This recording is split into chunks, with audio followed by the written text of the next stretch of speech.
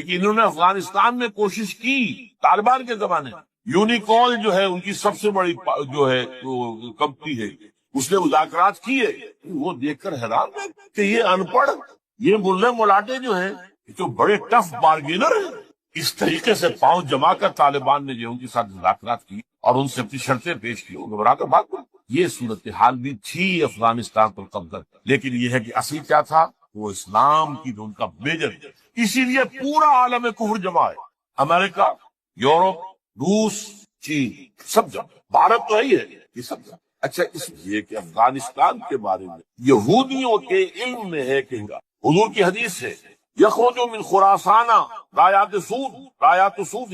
خراسان کے علاقے سے کالے جھنڈے لے کر فوجی چلے گی. لا یردھا شیء، کوئی طاقت ان کو رخ نہیں موڑ سکے گی. حتیٰ تنصب لیا، یہاں تک کہ وہ آ کے بیت المقدس میں جھنڈے گاڑ دیں. یہ لوگ پڑھے لکھے. اسی طرح حضور کے گھر کہ جب یہودیوں کا قتل عام ہو رہا ہوگا، مسلمان قتل کریں گے، تو اگر کسی درخت کے پیچھے یہودی چھپا ہوگا تو درخت پکارے گا، اے مسلمان، یا عبداللہ آؤ ادھر، یہ میرے پیچھے یہودی چھپا ہوا قتل کرو. کسی پتھر کے پیچھے چھپے گا تو پتھر بولے گا، سوائے ایک درخت غرقد کے. غرقد یہودیوں سے وہ پناہ. اور آج اسرائیل میں سب سے بڑی پلانٹیشن غرقد کا. اسی لیے افغانستان، خراسان، یہ افغانستان کا ہارٹ ہے. اور یہ بھی جان لیجیے ہمارا جو مالاکنڈ سے اوپر کا علاقہ ہے یہ بھی خراسان کا ہے، اولڈ خراسان، جسے گریٹر خراسان کہا جاتا ہے. ایک میں نے ایرانی سے پوچھا تھا اس کے بارے میں، اس نے کہا خراسان ہمارا ایک صوبہ ہے، مجھے معلوم ہے، جس کا دارالخلافہ مشہد ہے اور یہ ان کا مقدس شہر ہے. وہ تو صرف مکے کی طرح سمجھ. بہرحال میں نے کہا میں پوچھ رہا ہوں پرانا خراسان بزرگ. تو خراسان بزرگ کا انہوں نے بتایا پورا افغانستان اس میں. اور پھر یہ اسٹیٹس جو ہیں سینٹرل اسٹیٹس، اور ایران کا ایک حصہ اور پاکستان کا ایک حصہ، یہ جو مالاکنڈ کا. اور یہ بڑی معنی خیز بات ہے، وہی مالاکنڈ سے تحریک چلی جو اصل تحریک ہے. طالبان پاکستان وہ سوات سے تھے. بہرحال اس وجہ سے، اس پہلو سے یہ جو ہے افغانستان پر حملے کا سب سے بڑا سبب وہ تھا کہ طالبان کون ہے، کہاں سے آ گئے ہیں. کوئی 30 سال پہلے تو ان کا کوئی تذکرہ نہیں تھا. ہاں، افغانستان میں طالب علموں کو طالبان کہہ دیا جاتا تھا، اس پہلو سے تو وہ موجود تھے. لیکن طالبان ایک سیاسی یا عسکری قوت کی حیثیت سے کیسے منظر پر آئے، اس کے لیے ذرا سرسری سے آپ کو جائزہ لینا ہوگا.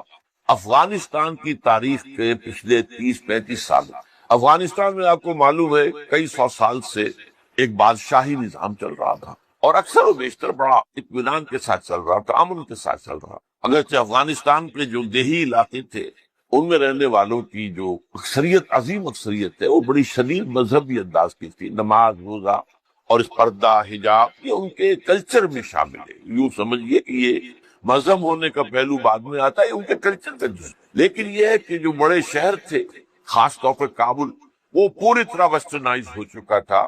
بادشاہ کے نام کے تحت جب شاہ ظاہر شاہ آئے تھے ایک دفعہ پاکستان، ان کے ساتھ ان کی بیگم بھی تھی بلکہ، اور وہ اسکرٹ پہنے ہوئے، ٹانگیں ان کی ننگی تھی. تو لوگ بڑے حیران ہوئے تھے، افغانستان، افغان بادشاہ کی بیگم جو ہے افغان بلکہ، اس لیے بات.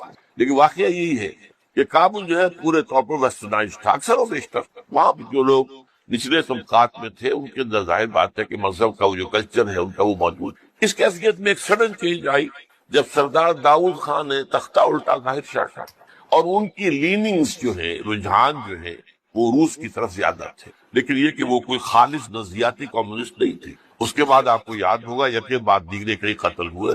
سردار داؤد کو کسی نے قتل کیا، پھر اس کو کسی اور نے قتل کیا، پھر کسی اور نے قتل کیا، اور اس کے بعد آخر میں کیا ہوا کہ روسی فوجیں اور کرمل جو تھا اس کے ساتھ روسی فوجیں آ گئی. تو یہ جو ایک تبدیلی ہوئی ہے، اس کے خلاف جو ہے اسلامی قوتوں کی طرف سے ریزنٹمنٹ آئی. اس لیے کہ اگرچہ ان تبدیلیوں کے دوران کمیونزم جو ہے وہ کم سے کم جو شہری علاقے تھے افغانستان کے، اس میں مضبوط قدم جما چکا تھا. پارٹیاں دو تھی، پرچم اور خلق، لیکن ان دونوں کے درمیان فرق وہی تھا جو رشین ریولیوشن میں مونشوکس اور بولشوکس کا تھا. پارٹیاں دو لیکن نظریہ ایک. کمیونزم ایک، قیادتیں دو جدا، دو پارٹیاں. اسی طریقے سے ان کی پارٹیاں دو تھی، آپس میں ان کا جو ہے پاور سٹرگل بھی جاری تھی. لیکن کمیونزم کے اوپر وہ بالکل جو ہے پورے متفق. اب یہاں پاکستان میں اس کا جو رد عمل ہوا اس کو سمجھیے، جو بہت صحیح ہوا. ابھی جبکہ وہ ریزسٹنس شروع ہوئی تھی اور روسی فوجیں نہیں آئی تھی، ابھی گویا کہ ایک لوکل فینومینا تھا، گویا کہ سب کچھ جو ہے وہ افغانستان کے اندر جس کو میلٹنگ پاٹ کہتے ہیں اسی کے اندر تھا، تو اس وقت بھی ظاہر بات ہے کہ کمیونزم کے خلاف مسلمانوں کے اندر اور مذہبی مزاج کے لوگوں کے اندر ایک رد عمل شروع ہوا، ریزسٹنس شروع ہوا، اور ان میں خاص طور پر کالجوں اور یونیورسٹیوں کے طلبہ کا حصہ بہت زیادہ تھا۔ یہ لوگ وہ جو ہے یا تو جماعت اسلامی کے زیر اثر تھے اور یا زیادہ تر جو ہے الاخوان المسلمون کے زیر اثر، انہی کے لیڈروں میں حکمت یار تھے، گلبدین حکمت یار، انہی میں احمد شاہ مسعود، اور ان دونوں کی بڑی گہری دوستی تھی، بہت گہرے ایک دوسرے کے ساتھ یہ گویا کہ کامریڈز تھے اور ساتھی تھے۔ پھر استاد ربانی، عبدالرسول سیاف، اس قسم کے لوگ، ان لوگوں نے جو ریزسٹنس موومنٹ شروع کی، تو یہاں بھٹو صاحب نے اس وقت بالکل صحیح قدم اٹھایا۔ ان میں سے بعض لوگوں کو دعوت دی، وہ آئے دارالحکومت میں، بھٹو صاحب کے مہمان رہے، ان کی پیٹھ تھپ کی، ٹھیک ہے کرو کوشش، اور یقیناً کچھ نہ کچھ جو ہے انہیں مدد بھی دی ہوگی، لیکن یہ اس کے بارے میں مجھے معلوم کچھ نہیں ہے، اندازہ ہے کہ جب بلایا ہے، پیٹھ تھپکی ہے، اس لیے کہ ظاہر بات ہے ان کو معلوم تھا یہ کہ اگر جو ہے یہاں پر کمیونزم آ گیا اور خاص طور پر روس اگر قابض ہو گیا تو پھر اس کا اگلا قدم پاکستان، گویا کہ وہ جو صدیوں پرانا خواب ہے روسیوں کا، وہ زار کے زمانے کا خواب ہے کہ سائبیرین ریچ جو ہے وہ بہت ہی چاہتا تھا کہ کسی طریقے سے یہ افغانستان اور پاکستان کو رونگتے ہوئے اور وہ جو ہے بحیرہ عرب، عربین سی اور بحر ہند، انڈین اوشن کے گرم پانیوں تک پہنچ جائے، لہذا افغانستان میں قدم جم گئے تو ظاہر بات ہے کہ اس کے بعد اگلا ہدف جو ہے وہ پاکستان ہو۔ تو یہ صورتحال تھی کہ جس میں بھٹو صاحب نے جو قدم اٹھایا وہ بالکل صحیح تھا۔ بعد میں جب روسی فوجیں آ گئیں، اب ایک ریزسٹنس شروع ہوئی زبردست۔ ان میں سب سے پہلی ریزسٹنس جو ہے وہ در حقیقت جو جہاد شروع ہوا ہے وہ جہاد فی سبیل الحریت تھا، اس کی بنیاد مذہبی نہیں تھی بلکہ آزادی، اس لیے کہ افغان قوم جو ہے وہ غلام رہنے کی عادی نہیں، اس کے لیے ذہناً تیار نہیں، جذباتی طور پر تیار نہیں، یہ پوری تاریخ کی حقیقت ہے۔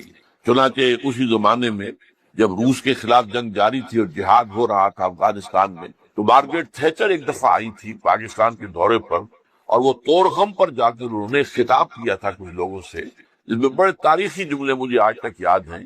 We learned our lesson and the Russians will also soon learn their lesson۔ Afghanistan کے بارے میں ہم نے سبق سیکھ لیا تھا، ہم نے بار بار فوج کشی کی اور فتح کیا، لیکن اپنا قبضہ برقرار نہیں رکھ سکتے۔ اسی طریقے سے بالفرض اگر روس نے قبضہ کر بھی لیا تو وہ یہاں رہ نہیں سکے گا، یہ ہر سبق جو ہے ہم نے تو سیکھ لیا ہے، روسی بھی سیکھ لیا۔ بہرحال اس وقت جو صورتحال پیدا ہوئی اس میں ایک فیکٹر جو نیا آیا اس کو ذہن میں رکھیے، اس وقت پورے عالم اسلام میں احیاء اسلام اور نفاذ شریعت کا ایک جذبہ پروان چڑھ رہا ہے۔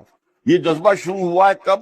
جب یہ کولونیل رول کا بستر طے ہونا شروع ہوا، یہ یورپین جو پاورز تھی انہوں نے اپنا بستر رول کرنا شروع کیا، تو جیسے جیسے مسلمان ممالک آزاد ہوئے ان کو یاد آیا، جیسے آدمی کو نیند سے اٹھے تو یاد آیا کہ میں نے کوئی خواب دیکھا تھا، یاد آیا کہ ہمارا بھی تو ایک نظام ہوتا تھا نا، یا انگریزوں کے آنے سے پہلے، یا بلندیزیوں کے آنے سے پہلے، یا فرانسیسیوں کے آنے سے پہلے، یا اطالویوں کے آنے سے پہلے، یا اسپینیئرز کے آنے سے پہلے، یہ آخر ہمارا ایک نظام تھا، تو اب ہم اس نظام کو دوبارہ قائم کریں۔ یہ ایک جذبہ تھا، اگرچہ مبہم تھا، واضح نہیں تھا، اور یہ کہ آج کے دور میں اسلامی نظام کیا ہوگا، کیسے ہوگا، اس کے کوئی واضح تصورات نہیں، لیکن جذبہ موجود۔ اسی کو علامہ اقبال نے جو ہے ابلیس کی زبان سے کہلوایا ہے، وہ ابلیس کی مجلس شورا میں، کہ ہے اگر کوئی خطر مجھ کو تو اس امت سے ہے، نہ مجھے جمہوریت سے کوئی اندیشہ ہے، ہم نے خود شاہی کو پہنایا جمہوری لباس سے، تو ہم نے خود ہی اس کو لباس اڑا دیا ہے شاہی کو، اور اسے جمہوریت کا رنگ دے دیا ہے۔ وہ انڈیویجول ساورنٹی کی بجائے پاپولر ساورنٹی، کلیکٹیو ساورنٹی، وہ شرک جو کا تو ہے، کفر جو کا تو ہے، اور نہ مجھے اشتراکیت سے کوئی اندیشہ ہے۔ کب ڈرا سکتے ہیں مجھ کو اشتراکی پوچھا کرتا؟ ہاں ہے اگر کوئی خطر مجھ کو تو اس امت سے ہے جس کی خاکستر میں ہے اب تک شرار آرزو۔ یہ جو جذبہ تھا اور یہ جو تڑپ تھی، یہ اگرچہ پورے عالم اسلام میں تھی، لیکن کہیں بھی اس کی کوئی کامیابی کی صورت نظر نہیں آ رہی تھی۔ جذبہ کو اس وقت ایسا ہوا کہ جہاد افغانستان کو ایک تو اس جذبے نے سپورٹ کی، اور یہ جذبہ کھنچ کر آیا کہ شاید ہاں افغانستان کے اندر اب یہ کام عمل ہو جائے گا، اس لیے پوری دنیا سے لوگ آئے، والنٹیئرز آئے، انہوں نے جانیں دی، انہوں نے وہاں پر محنتیں کی، اپنے کوئی انڈونیشیا سے چلا آ رہا ہے، کوئی برما سے چلا آ رہا ہے، کوئی فلسطین سے چلا آ رہا ہے، کوئی فلپائن سے چلا آ رہا ہے، کوئی تھائی لینڈ سے چلا آ رہا ہے، کوئی سعودی عرب سے چلا آ رہا ہے، کوئی مصر سے چلا آ رہا ہے، کوئی لیبیا سے چلا آ رہا ہے، کوئی چیچنیا سے چلا آ رہا ہے، یہ سارے لوگ آئے وہاں، اس لیے کہ جذبہ یہ کہا گیا کہ یہ جہاد فی سبیل اللہ ہے۔ میں واضح کر چکا ہوں کہ میرے نزدیک وہ جہاد فی سبیل اللہ نہیں تھا۔ جہاد فی سبیل اللہ کی جو شرائط ہیں وہ یہ ہے کہ پہلے دعوت اور اس میں اتمام حجت، پھر جو دعوت کو قبول کرے انہیں منظم کرنا، ڈسپلن آرگنائزیشن میں لانا، ایک امیر کے تابع ہو کر اس سے بیعت کر، اور پھر یہ کہ ان کی تربیت، ان کا تزکیہ یہ ہو کہ دل میں سوائے اللہ کی رضا کے کوئی اور جذبہ باقی نہ رہ جائے۔ یہ مال و دولت دنیا یہ نہیں، کچھ نہیں، نہ حکومت نہ سیادت، صرف اللہ کی رضا، اور یہ کہ جذبہ اتنا ابھر آئے کہ تن من دھن حتیٰ کہ جان دینے کے لیے تیار ہو۔ یہ ساری شرائط ہیں جہاد فی سبیل اللہ کا۔ ظاہر بات ہے کہ وہاں پر تو جو ایک دم حملہ ہو گیا اور دوسری فوجی آ گئے تو نہ ان کاموں کا موقع تھا نہ اس کے لیے وقت تھا، وہ لوگ کھڑے ہو گئے۔ یہ جہاد فی سبیل حریت تھا، آزادی کا جہاد، اور مسلمان جب آزادی کا جہاد کرتا ہے تو وہ بھی جہاد فی سبیل اللہ ہی کی ایک جائز جہاد ہے، اس میں جان دینا بھی شہادت۔ اگرچہ وہ جو ایک مثبت جہاد فی سبیل اللہ وہ تو ہمیں سیرت صحابہ اور سیرت النبی صلی اللہ علیہ وسلم میں اس کا پورا نقشہ ملا۔ بہرحال ایک تو یہ کہ وہ کشش ان کو کھینچ کر لائی، دوسری طرف امریکہ نے وہ یہ چاہتا تھا کہ اسے نظر آ گیا کہ روس سے ایک تو جو بڑا پرانا اکاؤنٹ ہے، یعنی یہ کہ جو ویتنام میں روسیوں کے ہاتھوں شکست کھائی تھی امریکہ نے اور بھاگا تھا وہاں سے، تو گویا کہ اس کا بدلہ لینے کا یہ سنہرا وقت آ گیا ہے، اس سے بھرپور فائدہ اٹھایا جائے، اور یہ کہ اگر ہو سکے تو شاید اس حد تک بھی ان کے خیال میں ہو کہ یو ایس ایس آر کو ختم کر دیا جائے۔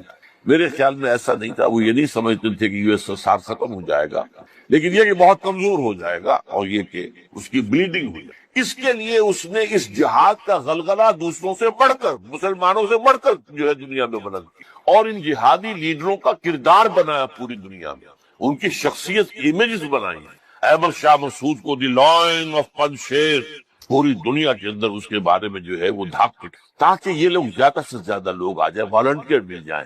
ہمارا آدمی تو کوئی نہیں مرے گا، ہم تو پیسے دیں گے اور ہتھیار دیں گے، مریں گے یہ مسلمان مریں گے، چاہے وہ افغان ہیں چاہے باہر سے آنے والے ہیں۔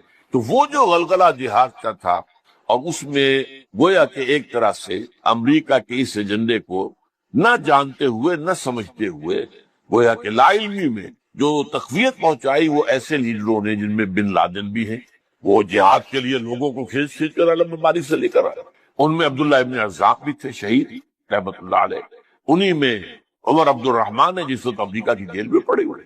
یہ سب لوگ کیا تھے؟ جہاد کے نام پر دنیا سے لوگوں کو لے کر آ رہے ہیں، اور اس میں گویا کہ نہ جانتے ہوئے ان نوئنگلی وہ امریکہ کے اعلی کار بن گئے۔ بہرحال اس میں نتیجہ جو نکلا، مجاہدین جب مجاہدین کو فتح ہو گئی، ظاہر بات ہے اس میں دونوں فیکٹر ذہن میں رکھیے، صرف مجاہدین کی سرفروشی اور جانفشانی نہیں، امریکہ کے ہتھیار نے یقیناً اس میں ایک بڑا ڈیسائسو رول پلے کیا، خصوصاً تازہ ترین ہتھیار اسٹنگر میزائل جسے دنیا جانتی نہیں تھی وہ دے دیا، اور اصل میں جو روسی فوج جو ہے دل برداشتہ ہو کر بھاگی ہے، اس میں اسٹنگر میزائل کا بہت بڑا دخل تھا، کیونکہ ان کا سب سے بڑا ہتھیار تھا جو وہ گن شپ ہیلی کاپٹرز لے کر آتے، اور وہ ظاہر بات ہے جہاں پہاڑوں کے اوپر بھی مورچے لگائے ہوئے تھے وہاں ظاہر بات ہے ٹینک نہیں پہنچ سکتے تھے، کوئی اور بمباری کرنا مشکل تھی، تو یہ گن شپ بڑے جہازوں سے بہت نیچے آ کر بمباری بھی ممکن نہیں تھی، تو گن شپ ہیلی کاپٹر سے جو بمباری وہ کرتے تھے، فائرنگ کرتے تھے، وہ ان کا سب سے بڑا ہتھیار تھا،